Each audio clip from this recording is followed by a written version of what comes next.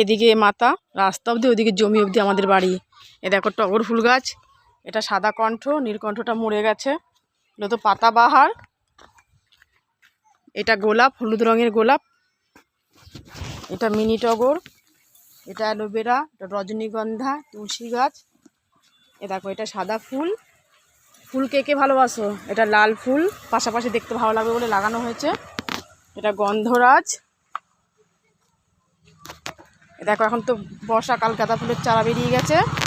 এই যে এখানে একটা বড় লাল ফুল গাছ আছে, এই যে বেল ফুল, এই যে এখানে সন্ধ্যামণি আর রজনীগন্ধা। কাকে হাঁসগুলো কতগুলো খেয়ে নিয়েছে গাছ। জমির পাশে চলে আসলাম, দেখো নাম না জানা কত সুন্দর সুন্দর ফুলও ফোটে। এই দেখো জমিতে চলে এসেছি, এগুলো এত সুন্দর লাগছে, মনে হচ্ছে ফলস গাছ, মানে একটা অসাধারণ খুব সুন্দর একটা পরিবেশ। এই দেখো আম গাছ।